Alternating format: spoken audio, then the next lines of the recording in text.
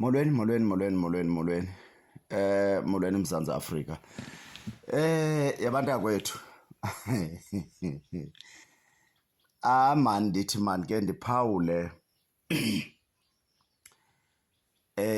ngale ngoma yonyaka kumhlobo wenene. Abantu abaninzi ndibavile i-comments zabo malunga nale ngoma yonyaka. Abantu bakhala ngoba ufakelwana uKhuzani kumhlobo wenene. Phofu ndicinga ukhona nomthandeni phaya, kodwa kubuzwa uba uKhuzani ufakelwana. Ndiyafuna ke ukulungisa abantu bakuthi. Jongani, yekani ubandlululo. Hlukanani nokuthi xa umuntu nive kuthiwa uyinto ethile nibe senicinga into abanyani kunjalo. Thethani kuloo nto. Umhlobo wenene uthe kuni nizi-listeners, votelani ingoma yonyaka. As a result bamvotela abantu uKhuzani kwingoma ethi Mbongolo. Kodwa ndiyamangala ngoba kaloku ndiva abanye bethi uKhuzani uzivotele. Now ubuzivotele ke ngoku iyenzani loo nto? Zikhona ii-rules ezithi phaya uzungazivoteli iKhuzani, uzungazivoteli bani. And okwesibini ndibeva abantu base-Eastern Cape begxeka umhlobo wenene. Umhlobo wenene uthe votela ingoma oyithandayo.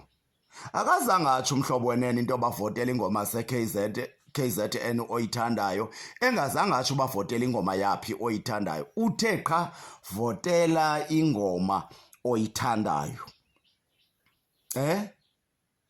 Ndifuna nindimamelise, sizivule indlebe. Now bathi ke uKhuzani uyayixova, uhamba exova zonke indawo. Ingathi nje naphaya uKhuzani uvotelwe ngabalandeli bakhe. Akho njalo namadoda. Uba uthi kum uKhuzani uzivotele, ubuyibona phi wena loo nto?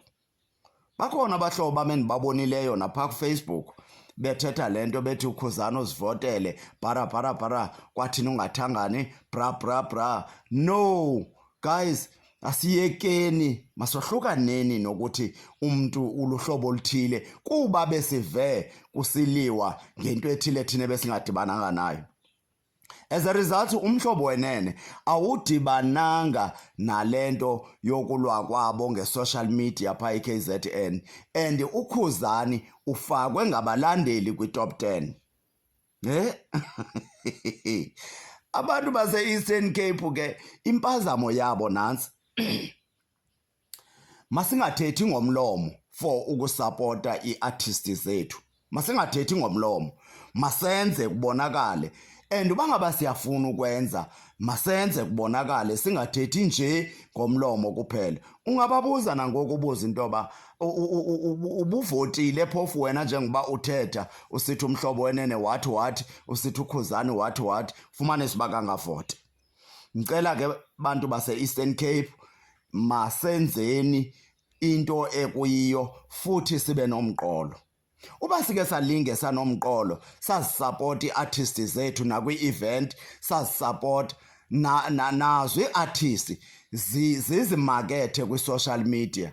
Awucingi uzofanise noKhuzani. OKhuzani more than 10 years bebhizi bezi-advertise bezifaka kwi-marketing. Now ni-expect into yoba ngoku nizawulingana noKhuzani.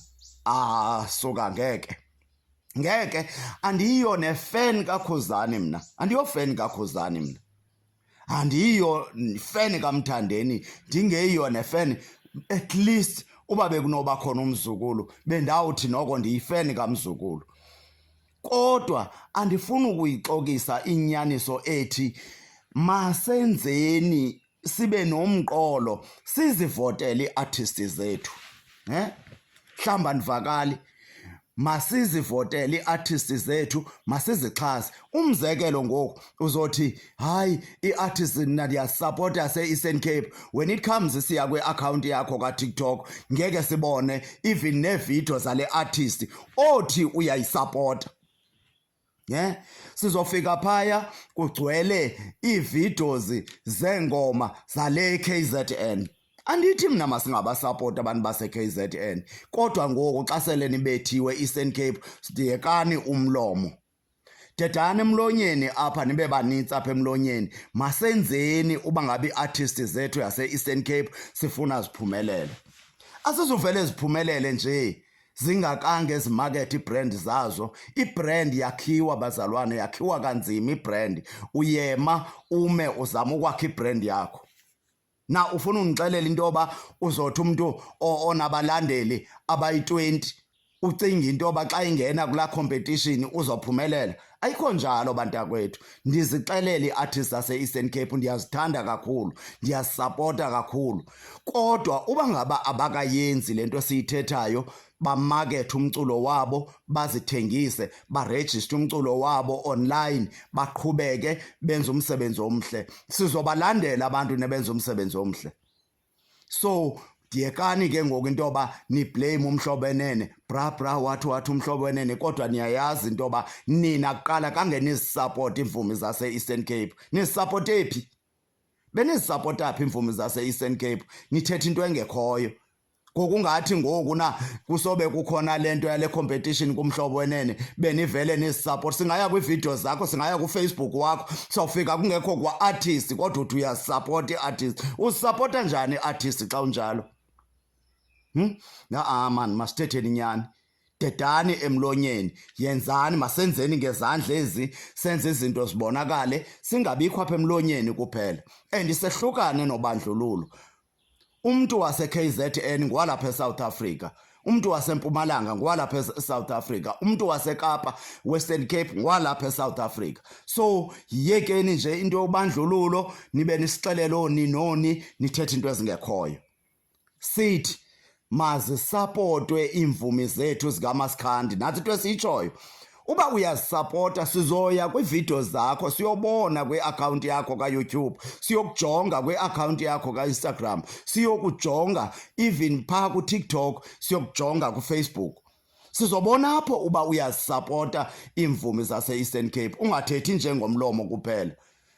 Okhuzani bazivotele, uba bazivotele iza kwenzani loo nto? Because akange kubekho zi-rules ezithi ungazivoteli. So urayithi xa esivotela, usivotela ngemali yakhe for impumelelo yakhe. What is wrong?